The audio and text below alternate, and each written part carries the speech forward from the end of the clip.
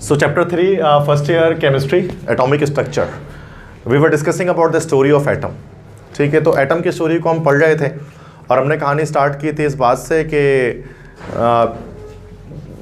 Democritus जो कि आज से 4000 साल पहले एक ग्रीक फिलोसफर आए, उन्होंने जो है वो कॉन्सेप्ट पेश किया कि दुनिया की तमाम चीज़ें एटमोस से मिलकर बनी है, छोटे से छोटे ज़र्रे एटमोस से मिलकर बनी है, और उनको लोगों ने रिजेक्ट किया। बट जॉन डाल्टन ने सन 1800 में उनको एक्सेप्ट किया और एटम का नज़रिया उन्होंने दोबारा से पेश किया और एक बताया कि एटम जो है वो सॉलिड बॉल की तरह है, बिलियर्ड बॉल मॉडल कॉन्सेप्ट उन्होंने पेश किया, और उसके अंदर एटम के अंदर और कुछ नहीं होता, सॉलिड बॉल की तरह वो है। फिर आगे आए तो वहाँ पर फिर क्या हुआ कि कुछ प्रैक्टिकल्स हुए कि डब्ल्यू क्रूक ने जो है वो इलेक्ट्रॉन को डिस्कवर किया, गोल्डस्टीन ने प्रोटॉन को डिस्कवर किया, और सर जे थॉमसन ने एक नया एटॉमिक मॉडल पेश किया जिसके अंदर प्रोटॉन और इलेक्ट्रॉन तरबूज के बीच की तरह इधर उधर बिखरे हुए थे, जिसको थॉमसन्स प्लम पुडिंग मॉडल हम कहते हैं। उसने कहा था इलेक्ट्रॉन प्रोटॉन हर तरफ बिखरे हुए। उसी का शागिर्द रदरफोर्ड ने क्या किया, एटम पर से गोल्ड फॉइल में से अल्फा पार्टिकल को उसने स्ट्राइक किया। जब अल्फा पार्टिकल को उसने उस पर से गुजारा तो उसको पता लगा कि ज़्यादातर अल्फा पार्टिकल जो है वो क्या हो गया भाई, डिफ्लेक्ट, वो स्टेट चले गए, डिफ्लेक्ट नहीं हुए। तो इसका क्या मतलब हो गया कि एटम के अंदर सेंटर में जो है वो न्यूक्लियस मौजूद है और ज़्यादातर एटम का हिस्सा खाली, और इलेक्ट्रॉन न्यूक्लियस के अराउंड कहीं ना कहीं मूव कर रहा होता है। ठीक है, और इलेक्ट्रॉन जब मूव कर रहा होता है कंटिन्यूस एनर्जी एमिट कर रहा होता है, खारिज कर रहा होता है। And this is also the weakness of Rutherford atomic model. फिर बोहर ने इस नज़रिए को दुरुस्त किया आकर बोहर ने बोला कि इलेक्ट्रॉन जब तक अपने एनर्जी लेवल पे घूमता है तब तक ना ही एनर्जी को एब्जॉर्ब करता है ना तो रिलीज करता है, बल्कि वो सूरत में एब्जॉर्ब करता है जब लोअर से हायर एनर्जी लेवल पर जाता है तो एब्जॉर्ब करता है, और हायर से लोअर पे आता तो रिलीज कर देता है। ये बोहर एटॉमिक मॉडल का कॉन्सेप्ट था, और बोहर ही वो साइंटिस्ट था जिसने क्या किया था, सर्कुलर ऑर्बिट का कॉन्सेप्ट पेश किया था और सोलर सिस्टम मॉडल आपको बताया था। सोलर सिस्टम मॉडल समझा जैसे है ना कि मैंने बताया था ना, सन के अराउंड जिस तरह प्लैनेट सर्कुलर पाथ पे घूम रहे हैं, बिल्कुल वैसे ही न्यूक्लियस के अराउंड जितने भी इलेक्ट्रॉन्स हैं वो सर्कुलर पाथ में, गोल ऑर्बिट में या शेल में या एनर्जी लेवल में या स्टेशनरी स्टेट के अंदर जो है वो घूम रहे हैं। तो यहाँ तक फिर उसने डिफरेंट डेरिवेशंस की थी, रेडियस निकाला, एनर्जी निकाली, फ्रीक्वेंसी निकाली, वेवलेंथ निकाला, और बहुत सारी डेरिवेशंस उसने करके हमें दिखाई जिसको हमने लास्ट क्लास में किया। फिर हाइड्रोजन गैस का स्पेक्ट्रम भी हमने इस तरह से जो है वो निकाला लास्ट क्लास में। और ये सारा का सारा बोहर को जितना ज़्यादा काम था, जो काफ़ी हद तक हमने पढ़ा, उसमें बोहर के एटॉमिक मॉडल को पढ़ा, उसके पोस्टुलेट्स पढ़े, ठीक है, इस तरह से जो है वो रेडियस के डेरिवेशन की, एनर्जी की डेरिवेशन की, चेंज इन एनर्जी की डेरिवेशन की, फ्रीक्वेंसी की डेरिवेशन की, वेव नंबर की डेरिवेशन की, हाइड्रोजन स्पेक्ट्रम हमने किया, Lyman, Balmer, Paschen, Brackett, Pfund series, और ये सारा का सारा जो कॉन्सेप्ट है ना, ये रिजेक्ट कर दिया गया बोहर का। ये सारा का सारा कॉन्सेप्ट रिजेक्ट कर दिया गया। तो आप बोलोगे ना, 2-3 क्लासों से हम दिमाग की दही करते रहे अपनी क्लास में बैठ के, वो सारा रिजेक्ट हो गया। और रिजेक्ट किया एक बंदे ने, हाइसेनबर्ग। ठीक है, now there is some interesting thing to discuss. तो हर चीज़ इंटरेस्टिंग होती है अगर आप स्टोरी की तरह उसको समझो तो मैंने कहानी की तरह मैं आपको सुना और उसी तरह समझना है। ठीक है, तो हाइसेनबर्ग ने किया ये एक प्रिंसिपल आज हम डिस्कस करने वाले हैं, हाइसेनबर्ग अनसर्टेनिटी प्रिंसिपल, हाइसेनबर्ग का गैर यकीनी का कानून, और जो 1925 में पेश किया गया। उसको पेश किया था एक जर्मन फिजिसिस्ट ने, जर्मन साइंटिस्ट ने, जिसका नाम था वर्नर हाइसेनबर्ग। वर्नर हाइसेनबर्ग यही वो बंदा था, यही वो शख्स है जिसने बोहर के एटॉमिक मॉडल को रिजेक्ट किया था, और बोहर ने जो सर्कुलर ऑर्बिट का कॉन्सेप्ट पेश किया था ना, उसको रिजेक्ट किया था, और उसने बुलंद बांग मतलब दावे के साथ ये फैसला सादिर कर दिया कि इलेक्ट्रॉन जो है वो सर्कुलर पाथ में नहीं घूमता। क्योंकि आपको पता है ना कि जो पूरी हाइड्रोजन की जो डेरिवेशन हमने की है बोहर्स की, वो सब हमने ये मान कर किया है कि आखिरकार के जो इलेक्ट्रॉन है वो सर्कुलर पाथ पे घूमता है। 2 पाई के लिहाज से हमने किया था ना, NH/2 पाई जो हम रख रहे थे, 2 पाई 360 डिग्री में बता रहा था कि सर्कुलर पाथ अगर होगा एटम का तभी जाकर बोहर की सारी डेरिवेशन वो दुरुस्त बैठेगी। अगर सर्कुलर पाथ नहीं है तो रेडियस का कॉन्सेप्ट ही खत्म हो गया सारा का सारा वहाँ से, है ना भाई, क्योंकि रेडियस तो सर्किल का होता है। तो अब जब रेडियस का कॉन्सेप्ट खत्म हुआ तो लगातार डेल्टा है, ई फ्रीक्वेंसी, वेव नंबर सब खत्म हो गया, क्योंकि रेडियस से शुरू करके सब डिराइव किया था ना हमने। तो ये इस बंदे ने किया, हाइसेनबर्ग ने किया, अनसर्टेनिटी प्रिंसिपल।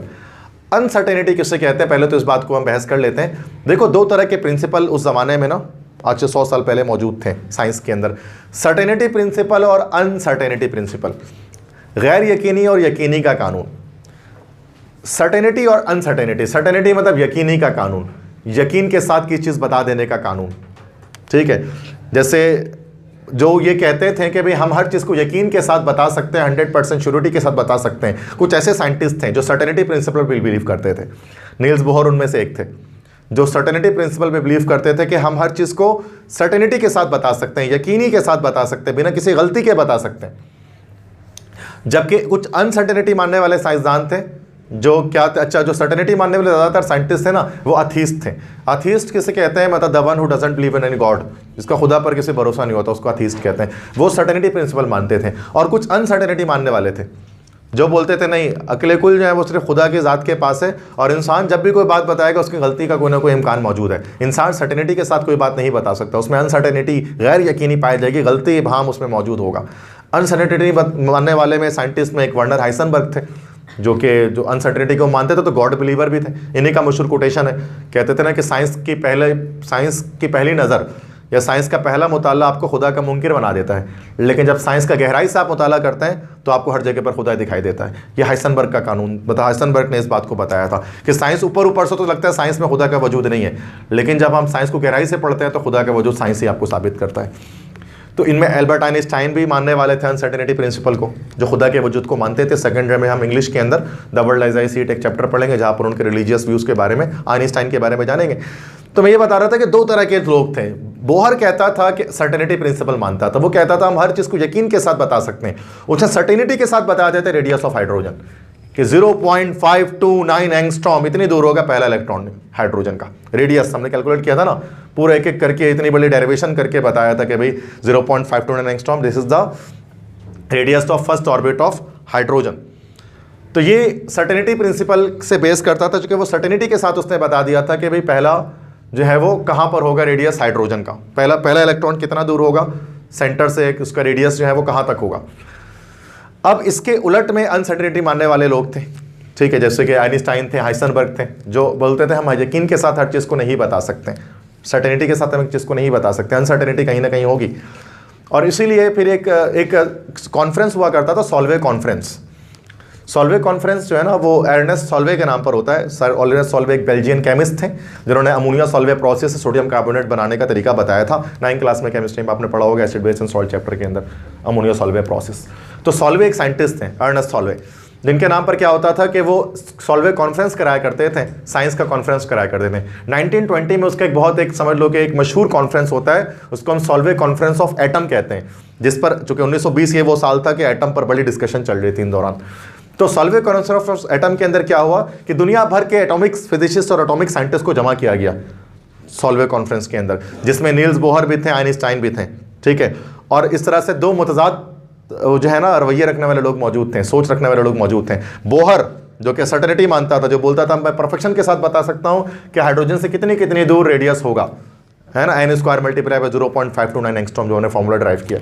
तो उस पर बड़ा वो कहता था कि मैं हर चीज़ बता सकता हूँ कि कितने कितनी दूर होगा, जबकि आइंस्टाइन कहता था कि ऐसा मुमकिन नहीं है।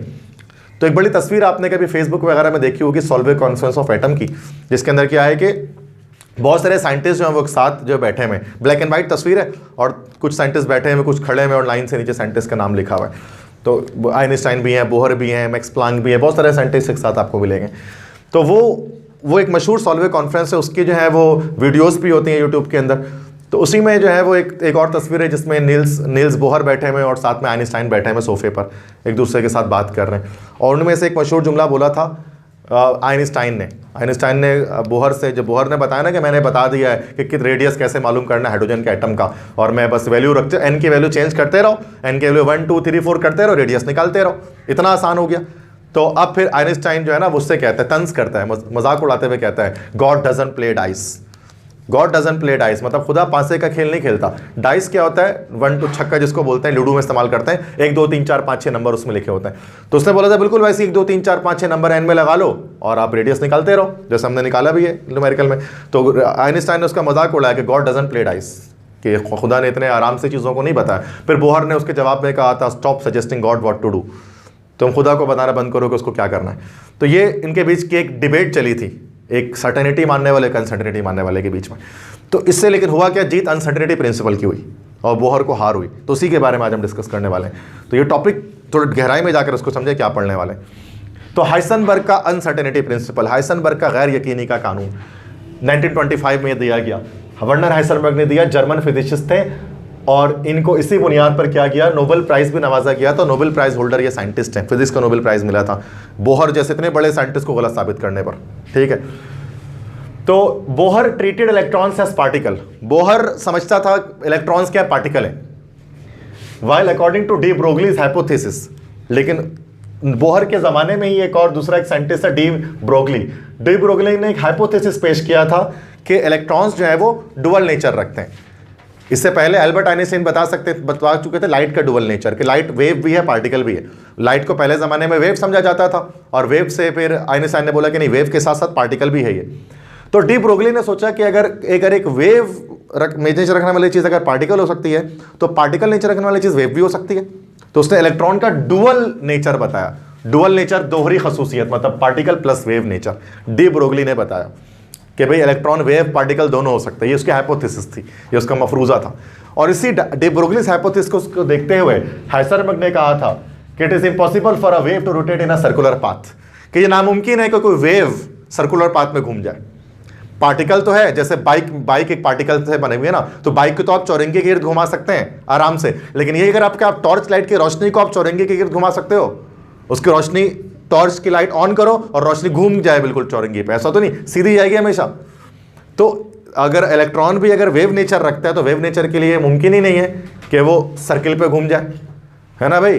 तो ये हाइसेनबर्ग ने बोला कि ये नामुमकिन है, और उसने अपना प्रिंसिपल पेश किया इन अल्फाज के साथ कि it is impossible to accurately determine the momentum and position of electron simultaneously in an atom, कि ये नामुमकिन है कि एक एटम के अंदर जो घूमता हुआ इलेक्ट्रॉन है उसकी मोमेंटम और पोजीशन दोनों एक साथ आप एक्यूरेटली डिटरमाइन नहीं कर सकते।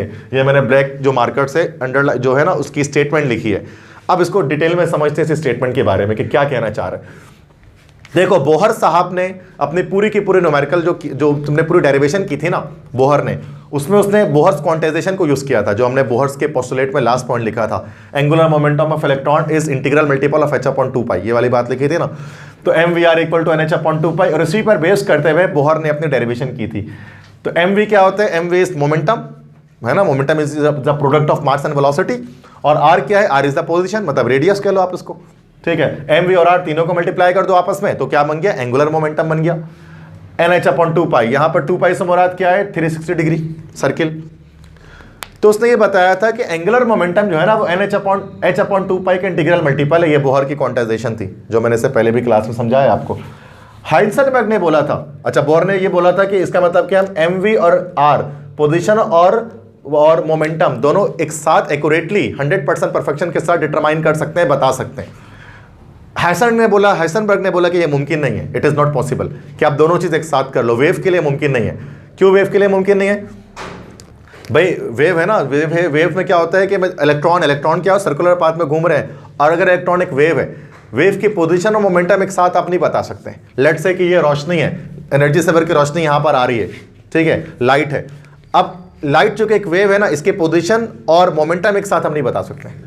मिसाल के तौर पे जब अगर मैं किसी एक पॉइंट पर अगर मैं बात करूंगा कि इस एक पॉइंट पर जो ये पॉइंट है, इस एक पॉइंट पर लाइट की वेलोसिटी और मतलब इसका मास और वेलोसिटी, इसका मोमेंटम ये है, तो उसी के बाद जब मैं उसका जब पोजीशन कैलकुलेट करने जाऊंगा तो क्या होगा? वो लाइट आगे बढ़ चुकी होगी, ठीक है, आगे बढ़ चुकी है ना, वो पोजीशन उस वक्त वहां पर नहीं रहेगा उसका। एक वक्त में आप एक ही चीज़ कैलकुलेट कर पाएंगे, दोनों चीज़ों को कैलकुलेट करना आपके लिए जो है वो मतलब मुश्किल होगा, आसान नहीं होगा, ठीक है। या तो आप जो है वो मोमेंटम कैलकुलेट करेंगे, या तो आप पोजीशन कैलकुलेट करेंगे। वेव के लिए बात कर रहा हूँ। पार्टिकल का तो एक साथ दोनों हम बता सकते हैं। कोई पार्टिकल है ना, कार मूव कर रही है, तो कार के पोजीशन पर इस वक्त लालू के चौरंगी पर और इस वक्त इस मोमेंटम के साथ मूव कर रही है, उसके मास वेलोसिटी को मल्टीप्लाई कर दो तो ये कार का क्या आ गया? इस कार की ये मोमेंटम आ गई, और जिस पोजीशन पर है वो पोजीशन पता, लालू खेत पर है, 10 नंबर पर है, 5 नंबर पर है, 4:45 पर है, गाजियाबाद में कहीं पर भी खड़ी हुई है गाड़ी। तो पार्टिकल के तो दोनों चीज़ बता सकते हैं, वेव के नहीं बता सकते कि टॉर्च की रोशनी इस वक्त इस पोजीशन पर मौजूद है। चलो पोजीशन पे अगर आपने, चलो इस पोजीशन में मान लिया कि यकीनन अगर मैं बताऊँ इस पोजीशन पर रोशनी होगी ना, कि उन्हें कोई तो रोशनी होगी इस पोजीशन पर, कोई फोटोन होंगे, लेकिन उसी फोटोन की पोजीशन पे जब हम मोमेंटम फाइंड आउट करने तो पोजीशन आगे निकल चुकी होगी उसकी। तो एक वक्त में कोई एक चीज़ आप एक्यूरेटली बता सकते हैं, दोनों चीज़ साइमल्टेनियसली मतलब लगातार दोनों चीज़ आप एक्यूरेटली नहीं बता सकते। अगर आप मोमेंटम पे सर्टेन हो जाएंगे तो इसमें अनसर्टेनिटी आ जाएगी, गलती आ जाएगी, और अगर आप इसमें सर्टेन हो जाएंगे तो मोमेंटम में अनसर्टेनिटी आ जाएगी। किसी एक चीज़ को आप सही बता सकते हो, चीज़ को गलत बता सकते हो। इसका मतलब ये mv और r इनका प्रोडक्ट इक्वल टू NH/2 नहीं होगा। बोहर बोलता था भाई इक्वल टू तो नहीं हो सकता, बराबर, चूंकि आप 100% सही से बता ही नहीं सकते, चूंकि इसके बोहर के मुताबिक तो इलेक्ट्रॉन पार्टिकल था ना, तो उसमें तो दोनों चीज बता सकते हैं, बट डी ब्रोगलीज हाइपोथेसिस के कहने के बाद इलेक्ट्रॉन का डुअल नेचर आ गया। इसका मतलब क्या हो गया कि अब ये दोनों में से कोई एक चीज बता सकते हैं, चीज गलत, तो ये कहना गलती का इम्कान रहेगा। तो ये इक्वल टू NH/2 नहीं होगा, बल्कि it is approximately equal to. ये जो मैंने इस तरह से बनाया ना इक्वल टू, कुछ बच्चे इस तरह बनाते हैं और कुछ बच्चे इस तरह से इक्वल टू डालकर यूं भी कर देते हैं इस तरह से, तो ये इस तरह भी बनाया जा सकता है और इक्वल टू डालकर इस तरह से आप यूं भी बना सकते हैं। इसका मतलब होता है approximately equal to, nearly equal to, लगभग बराबर है कि MVR लगभग बराबर होगा NH/2 की। अब कंप्लीटली इक्वल टू नहीं हो सकता, क्योंकि गलती इन दोनों में से कहीं ना कहीं एक जगह पर मौजूद होगी। और we can never use this equation for solving any numerical और फॉर सॉल्विंग एनी डेरिवेशन, क्योंकि डेरिवेशन जब हम करते हैं तो हमें इक्वल टू चाहिए होता है, ये वाला सिंबल नहीं चाहिए होता है।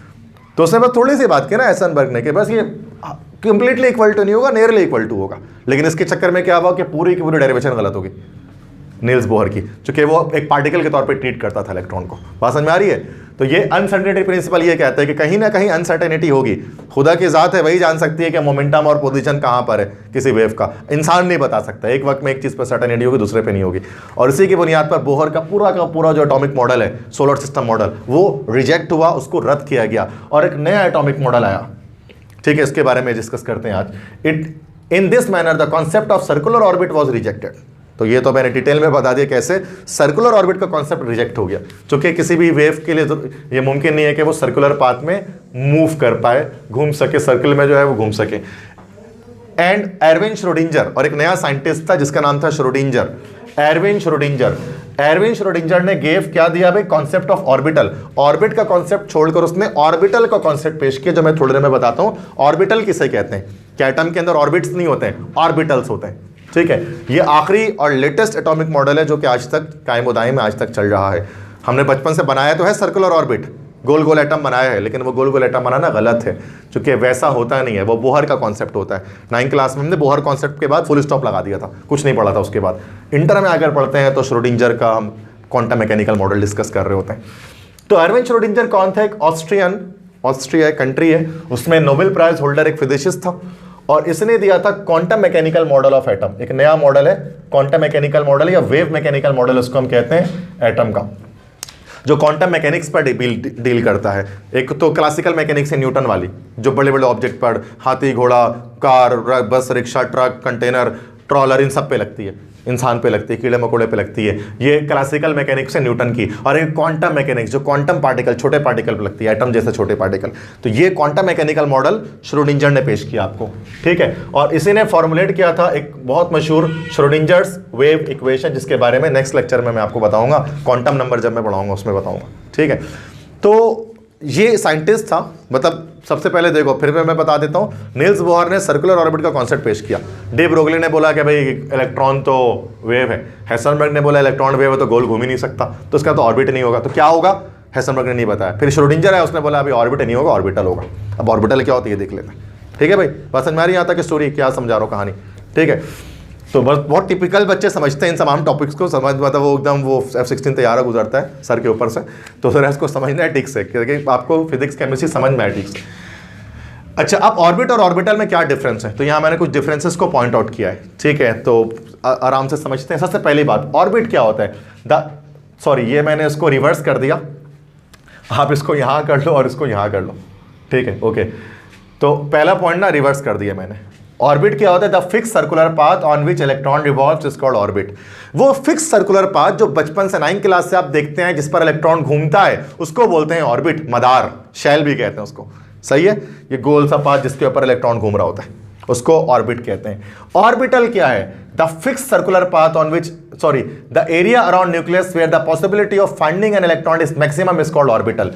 न्यूक्लियस के अराउंड वो एरिया जहां पर किसी इलेक्ट्रॉन को ढूंढने की पॉसिबिलिटी, प्रोबेबिलिटी मैक्सिमम हो, उसको हम लोग कहते हैं ऑर्बिटल। अब इसको समझो, मिसाल के तौर पे हाइड्रोजन के पास सिर्फ और सिर्फ एक इलेक्ट्रॉन होता है।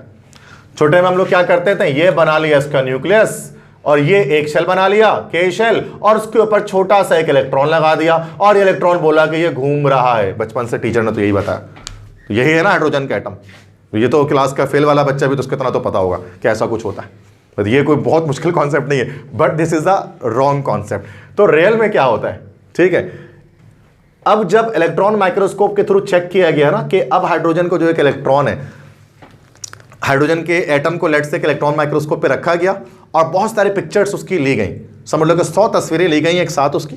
100 तस्वीरें लेने के बाद, और वो 100 तस्वीरों में क्या शो हुआ कि इलेक्ट्रॉन कहाँ पर मौजूद है, और 100 के 100 तस्वीरों को स्टैक कर दिया, स्टैक समझते हो ना, मिला दिया, जोड़ दिया एक दूसरे के साथ, एक दूसरे के ऊपर एक्सपोज कर दिया। तो अब हर तस्वीर में मैं डॉट लगा रहा हूं, डॉट लगाकर बताता हूं कि अब इलेक्ट्रॉन कहां कहां मिला। एक ही इलेक्ट्रॉन है लेकिन 100 बार तस्वीरें ले गई और 100 की 100 बार अलग अलग जगहों पर मिला, तो हर डॉट एक तस्वीर को बताएगा, ठीक है। अब ये हर इतने सारे इलेक्ट्रॉन नहीं, इलेक्ट्रॉन एक ही है, लेकिन मैंने सारी तस्वीरों को ऐड कर दिया कि ये हाइड्रोजन के न्यूक्लियस है, न्यूक्लियस के अराउंड देखो कहां कहां पर मिल रहा है, बस इतना काफी है, समझ गए। तो क्या किसी एक फिक्स सर्कुलर पाथ पे आपको मिल जाए, नहीं, बल्कि एक रीजन है, इतना बड़ा पूरा न्यूक्लियस के अराउंड एक रीजन है, इस रीजन के अंदर कहीं पे भी मिल जा रहा है, सही है। जो वेव की सूरत में हो सकते हैं ना, वेव का एक रीजन है, ये एनर्जी सेवर की रोशनी है, हम ये बोल सकते हैं रोशनी यहां से लेकर वहां तक इसकी रोशनी जा रही है, उसके आगे नहीं जा रही है, लेकिन ये तो नहीं बता सकता कि इस वक्त रोशनी यहां पर मौजूद है, क्योंकि वेव है ना ये, तो वेव है तो इसकी इन्फ्लुएंस मतलब ये यहां पर कहीं पर ये मिल रहा है, इसके बाहर नहीं मिल रहा। तो ये जो पूरा रीजन है ना, ये पूरा एरिया क्या है, ऑर्बिटल, इसको ऑर्बिटल कहते हैं, ऑर्बिट नहीं है। ऑर्बिट क्या होता है कि उसमें से ये जो गोल सा जो बनाया हुआ ना ब्लू कलर का, इस पे इलेक्ट्रॉन घूम रहा है, उसको बोलते हैं ऑर्बिट, जबकि ऐसा नहीं हुआ। जब इलेक्ट्रॉन माइक्रोस्कोप से देखा गया तो इलेक्ट्रॉन्स जितने भी ग्रीन डॉट लगे उनमें से कहीं पे भी मिल गए। इसका मतलब पूरा एक एरिया है न्यूक्लियस के अराउंड जहां पर इलेक्ट्रॉन को ढूंढने की पॉसिबिलिटी मैक्सिमम है, जहां पर इलेक्ट्रॉन मिल सकते हैं आपको, उसको बोलते हैं ऑर्बिटल। और ऑर्बिट क्या है, वो फिक्स सर्कुलर पाथ जिस पर इलेक्ट्रॉन घूमता है, जो रिजेक्टेड कॉन्सेप्ट है, ठीक है। ऑर्बिट का कॉन्सेप्ट रिजेक्टेड है, ऑर्बिटल का कॉन्सेप्ट न्यू कॉन्सेप्ट है। ऑर्बिट का कॉन्सेप्ट बोहर साहब ने पेश किया था, सर्कुलर ऑर्बिट का। ऑर्बिटल का कॉन्सेप्ट श्रोडिंजर जो साइंटिस्ट उसने पेश किया है, ठीक है। अच्छा, ऑर्बिट का शेप कैसा होता है, सर्कुलर, गोल शेप का होता है, जबकि it exist in various different shapes. Orbital के बहुत सारे अलग अलग शेप्स होते हैं। अब ये अगले लेक्चर में मैं आपको बताऊंगा कि कौन कौन से शेप होते हैं। वो स्फेरिकल भी होता है, डंबल भी होता है, डबल डंबल भी होता है, सॉसर लाइक भी होता है, अलग अलग तरह के शेप होता है। तो ये वेरियस डिफरेंट शेप्स में एग्जिस्ट करता है, जबकि उसका सिर्फ गोल होगा शेप, बचपन से गोली बनाया ना शेल को, लेकिन इसके अलग अलग शेप होते हैं। Next, it is rejected concept, ये रिजेक्टेड कॉन्सेप्ट है ऑर्बिट का, जबकि इट इज एक्सेप्टेड कॉन्सेप्ट, ये इसको दुनिया भर ने कबूल कर लिया है। N orbit contains 2n square electron, orbit के अंदर 2n स्क्वायर इलेक्ट्रॉन होते हैं। एन से मुराद नंबर ऑफ शेल डाल दो, कहा जाता है ना फर्स्ट शेल में एक इलेक्ट्रॉन, दो इलेक्ट्रॉन होते हैं, क्यों, एन की वैल्यू 1 रख दो तो 2n स्क्वायर में क्या 2 आ जाएगा, सिर्फ फर्स्ट शेल के लिए 2 इलेक्ट्रॉन। सेकंड शेल में कितना इलेक्ट्रॉन होता है, 2n स्क्वायर में एन की वैल्यू 2 डाल दो, 2 का स्क्वायर कितना हो गया 4, 4 2 जा 8, सेकंड शेल में 8 आ गया। थर्ड शेल में कितना होता है इलेक्ट्रॉन, एन में 3 डाल दो, 3 का स्क्वायर 9, 9 2 जा 18, थर्ड शेल में 18 इलेक्ट्रॉन होता है। ये 2n स्क्वायर के फॉर्मूले से बोहर बताता है कि नंबर ऑफ इलेक्ट्रॉन आप बता सकते हैं। जबकि ऑर्बिटल में क्या होता है, ऑर्बिटल कंटेन्स मैक्सिमम 2 इलेक्ट्रॉन, एक ऑर्बिटल में 2 से ज्यादा इलेक्ट्रॉन नहीं आता, मैक्सिमम 2 ही होता है, इसमें जो है 2n स्क्वायर के लास्ट इलेक्ट्रॉन भरे जाते हैं। Orbits are denoted by KLMNOPQ, इससे शो करते हैं ना ऑर्बिट्स को, जबकि ऑर्बिटल्स को किससे शो करते हैं, SPDF, small s small p small d small f से शो करते हैं। इसके डोनेशन अलग है, कैपिटल KLMN ये स्मॉल SPDF से शो किया जाता है। ऑर्बिट्स में इलेक्ट्रॉन को पार्टिकल्स के तौर पे ट्रीट किया जाता है, जबकि ऑर्बिटल्स के अंदर इलेक्ट्रॉन को हम वेव के तौर पे ट्रीट करते हैं, जैसे ना रोशनी की लाइट वेव से बिल्कुल वैसा ट्रीट करते हैं। तो ये बहुत ज़्यादा लेटेस्ट कॉन्सेप्ट है, तो ये सब हमें पढ़ने का मौका मिल रहा है, इसको हम डिटेल में समझते हैं, ठीक है, कि आखिरकार क्या है। चूँकि 9 क्लास के बच्चों को इतना ये सब नहीं, चूँकि वहाँ पर हम रोक देते हैं बोहर के बाद, उससे आगे नहीं बताते 9 को, बट इंटर को पता होना चाहिए। अच्छा, अब आते हैं, मैं आपको डिटेल में बताता हूँ ऑर्बिट्स और ऑर्बिटल को। देखो, मैं इस तरह से मैंने यहाँ पर जो एटम यहाँ पर ड्रॉ किया ना, यहाँ पर एक मैंने कंप्लीट एक जो है ना आपको, ताकि आपको दिखे यहाँ पे कंप्लीट, मैंने एक एटम ड्रॉ किया है। इस एटम में जो बीच में सेंटर में बिल्कुल है ना न्यूक्लियस है, वो रेड कलर के सर्किल से मैंने आपको शो किया है, ठीक है, ये न्यूक्लियस है। न्यूक्लियस के अराउंड मैंने फिर कुछ आपको ऑर्बिट्स दिखाए, KLMN दिख गए ऑर्बिट्स, ठीक है। अच्छा, इन ऑर्बिट्स के ऊपर इलेक्ट्रॉन घूम नहीं रहा है, मतलब पुराना कॉन्सेप्ट क्या था, इस K पर, इस L पर, इस M पर, इस N पाथ पर इलेक्ट्रॉन घूमेगा। लेकिन अब नया कॉन्सेप्ट क्या है कि अब इनके ऊपर इलेक्ट्रॉन नहीं घूम रहा, बल्कि इनके अंदर ऑर्बिटल्स हैं, उनके अंदर इलेक्ट्रॉन घूम रहा है। अब एक तरह से जिस तरह से होता है ना कि मेन रोड होता है, उसके अंदर सब रोड्स होते हैं, ठीक है। तो मैं बता रहा था कि ऑर्बिट और ऑर्बिटल में क्या फर्क है, ये समझो। ऑर्बिट का कॉन्सेप्ट टोटली रिजेक्टेड है, ये बात समझ लेना आज से आपको। तो आज के दिन के बाद से हम ऑर्बिट पे बात नहीं करने वाले, ना ही आपको किसी के से बात करनी ऑर्बिट के बारे में। छोटे बच्चों को भी पढ़ाना है तो फिर उनको बता दे रहे कि ये कॉन्सेप्ट रिजेक्टेड है, ठीक है। बस इसलिए पढ़ रहे हैं कि अभी आप छोटे नन्हे मुन्ने से हैं तो आपके दिमाग में इतनी ही बात आ सकती है, तो इतनी ही आएगी, ठीक है। ऑर्बिटल आप जैसे बड़े बच्चे इंटरमीडिएट के स्टूडेंट के लिए है ये टॉपिक, ठीक है। चूंकि ऑर्बिट क्यों नहीं हो सकता एटम के अंदर, चूंकि एटम एक वेव, इलेक्ट्रॉनिक वेव है। अब वेव नहीं घूम सकती सर्कुलर पाथ में। मैं आपको बोलूँ आप पूरी साइंस लगा दो और आप जो है वो टॉर्च की बत्ती जो है उसको गोल घुमा के दिखा दो कि ऐसी टॉर्च आप कहीं से ले आओ कि जैसे बटन दबाओ जो रोशनी है, जो लेज़र लाइट ऐसी ले आओ कि लेज़र लाइट जैसे ही ऑन करो रोशनी घूमते घूमते आगे जाए। ऐसा हो सकता है? सीधी ही जाएगी, कभी भी यूँ कर्व में नहीं जाएगी वेव इस तरह से, सही है ना। तो इसका मतलब क्या हुआ कि ऑर्बिट का कॉन्सेप्ट नहीं है। तो यहाँ पर मैंने हाइड्रोजन का कोई भी एक एटम ड्रॉ किया है, बिल्कुल सेंटर में बीच में आपको प्लस चार्ज पे न्यूक्लियस आपको दिख रहा है, और न्यूक्लियस के बाद मैंने यहाँ पर ऑर्बिट से ड्रॉ किया। बोलो सर आपने तो ऑर्बिट को मना कर दिया था, अब ये KLMN आप क्यों बना रहे हैं यहाँ पर? मैं जस्ट ये बता रहा हूँ कि इमेजिनरी मैंने एक एरिया बना दी, इसमें मैं इलेक्ट्रॉन को घुमाऊंगा नहीं, इसके अंदर मैं कोई इलेक्ट्रॉन नहीं डाल रहा।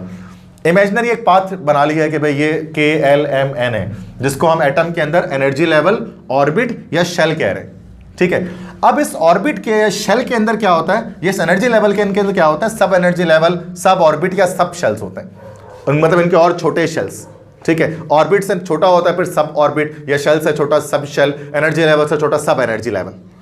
क्योंकि जब स्पेक्ट्रोस्कोपिक एक्सपेरिमेंट्स किए गए थे ना, तो KLMN के तो एक एक लाइंस आते थे, KLMN के स्पेक्ट्रल लाइंस आते थे।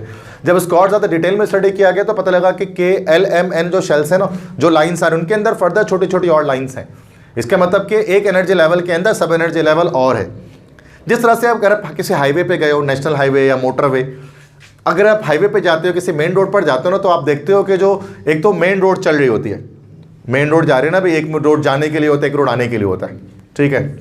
तो अब जो रोड जाने के लिए भी होता है ना, उसके अंदर भी आपको पता है 3-4 लेन्स बने होते हैं, कभी कभी 2 लेन्स होते हैं, कभी कभी ना वाइट कलर के वो निशानात डले हुए होते हैं। ऐसे ही होता है, देखा होगा आपने किस तरह से, जैसे अगर आपने ये देखा कि इस तरह से जो रोड जा रहा है, ठीक है, ये जैसे कि ये रोड इधर जाने के लिए है, ये रोड वापस आने के लिए है। अब इस एक रोड के अंदर क्या होता है, इस तरह से लाइन चली हुई, देखा है ऐसे करके, कभी एक भी होते हैं, कभी कभी अब ज़्यादा अगर किसी हाईवे पे, आप नेशनल हाईवे पे जा रहे हो या सुपर हाईवे पे जा रहे हो, तो ऐसे 2-2, 3-3 लाइन डली होती हैं, 4-4 गाड़ियाँ एक साथ एक ही रोड पे चल रही होती हैं, ट्रक वरक सब चल रहे होते हैं, ठीक है। तो जिस तरह से रोड के अंदर सब लेन्स होती हैं, स्ट्रीट के अंदर सब लेन्स बनी हुई होती हैं, बिल्कुल वैसे ही एटम के अंदर भी सेम ऐसा ही है कि एक शेल है तो उसके अंदर फिर सब शेल है, ठीक है। जैसे ये शेल है, ये शेल है, अब इसके अंदर एक सब शेल होगा जिसको हम S बोलेंगे। अब नेक्स्ट है L, second shell, second shell के अंदर फिर 2 सब शेल होंगे, एक S होगा और एक P होगा। थर्ड पे आते हैं, M शेल के अंदर आते हैं तो उसके अंदर 3 सब शेल हैं, S, P और D।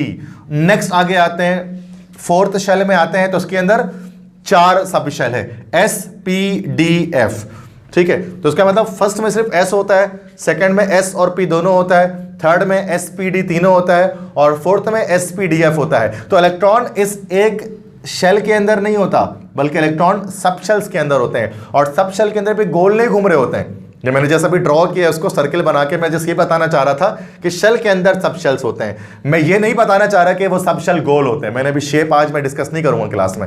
गोल नहीं होता, आप बोलो सर अभी तो वहां पर आपने लिखा कि इसकी वेरियस डिफरेंट शेप होते हैं, या तो आपने गोल गोल बना दिया सारा का सारा। तो ये गोल जैसे मैं आपको दिखाने के लिए कि टाइप्स कि एक शेल के अंदर कितने सब शेल होते हैं ये दिखा रहा हूँ मैं आपको यहाँ पर, ठीक है।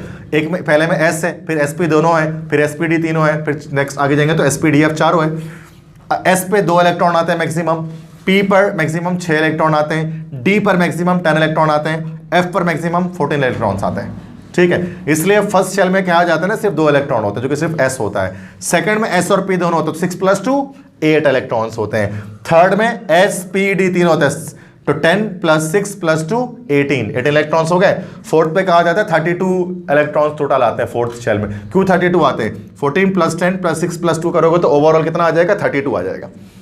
तो इस तरह से मतलब एक शेल के अंदर अब इलेक्ट्रॉन्स नहीं है, बल्कि शेल के अंदर सब शेल्स हैं, वहां पर आपको इलेक्ट्रॉन मिलेंगे। तो एटम को अगर हम डिवाइड करेंगे तो एटम के अंदर एनर्जी लेवल्स हैं, ये ऑर्बिट्स या शेल एक ही बात है, तीनों एक ही चीज को बोल रहे हैं। उसके अंदर क्या है?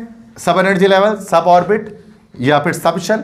उस सब शेल के अंदर आएंगे फिर ऑर्बिटल्स, जिसकी अलग अलग शेप होगी, जो शेप मैं आपको नेक्स्ट क्लास में बताऊंगा। और ऑर्बिटल्स के अंदर फिर क्या होंगे, आपके पास इलेक्ट्रॉन्स होंगे। एक ऑर्बिटल में मैक्सिमम 2 इलेक्ट्रॉन आएगा, ठीक है। तो ये मैंने आपको बताया इस वक्त के श्रोडिंजर के मुताबिक, जो उसने क्वांटम मैकेनिकल मॉडल या वेव मैकेनिकल मॉडल पेश किया, उसके मुताबिक एटम का स्ट्रक्चर कैसा होता है। बात समझ में आ रही है? तो ओवरऑल मैं इसको अगेन फिर मैं आपको रिपीट कर देता हूँ। आज जो लेक्चर हमने डिस्कस किया है दोबारा से मैं जहन में डालता हूँ, क्योंकि थोड़ा टिपिकल है, मैं मानता हूँ उसको, तो एक बार और रिवाइज करते हैं। देखो जो है वो सबसे पहले आज से 4000 साल पहले डेमोक्रिटस एक साइंटिस्ट था। साइंटिस्ट क्या, फिलोसफर था, ग्रीक फिलोसफर था। उसने क्या कॉन्सेप्ट पेश किया था? एटोमोस का कॉन्सेप्ट पेश किया था कि दुनिया की तमाम चीज़ें इंडिविजुअल पार्टिकल से मिलकर बनी है, एटोमोस। वरना उससे पहले तक लोग आग हवा मिट्टी पानी का कॉन्सेप्ट पेश करते थे कि दुनिया की तमाम चीज़ें आग हवा मिट्टी पानी से मिलकर बनी हुई है, फायर एयर वाटर अर्थ से मिलकर बनी हुई। तो डेमोक्रिटस ने बोला, जो फादर ऑफ एटम कहलाता है ना, कि नहीं सब चीज़ें एटोमोस से मिलकर बनी है। लेकिन उसके कॉन्सेप्ट को उस वक्त के लोगों ने रिजेक्ट कर दिया। सन 1800 में इंग्लिश केमिस्ट जॉन डाल्टन, उसने इस नज़रिए को दोबारा जिंदा किया और एटोमोस को एटम का नाम दिया उसने, और एक कॉन्सेप्ट पेश किया कि एटम जो है वो एक सॉलिड बॉल की तरह है, ठीक है, सॉलिड बॉल की तरह, उसके अंदर और कुछ नहीं है। बट आगे जाकर सब एटॉमिक पार्टिकल डिस्कवर हुए। डब्ल्यू क्रूक ने इलेक्ट्रॉन डिस्कवर किया और गोल्डस्टी ने प्रोटॉन डिस्कवर किया। न्यूट्रॉन की बात नहीं करनी, चूंकि वो सब इसके बाद हुआ, सारे एटॉमिक मॉडल के बाद। देखो न्यूट्रॉन कब 1934 में डिस्कवर हुआ, और ये कब पेश कर रहा है? 1926 में जाकर ये पेश हो रहा है क्वांटम मैकेनिकल मॉडल। मतलब ये सारे एटॉमिक मॉडल आने के बाद न्यूट्रॉन की डिस्कवरी हुई थी फाइनली, ठीक है। तो न्यूट्रॉन नहीं, मैं सिर्फ इलेक्ट्रॉन प्रोटॉन की बात कर रहा हूँ। फिर जे थॉमसन ने बताया कि इलेक्ट्रॉन प्रोटॉन जैसे तरबूज के अंदर तरबूज के बीज इधर उधर बिखरे हुए होते हैं, तो इलेक्ट्रॉन प्रोटॉन भी उस तरह से बिखरे हुए। प्लम पुडिंग मॉडल उसको बताया गया, हर तरफ बिखरे हुए इलेक्ट्रॉन प्रोटॉन। रदरफोर्ड जो उसका स्टूडेंट था, उसने बोला कि अच्छा, तो अगर मेरे उस्ताद ठीक बोलते हैं, क्यों मैंने अल्फा पार्टिकल को उससे पास कर दूं?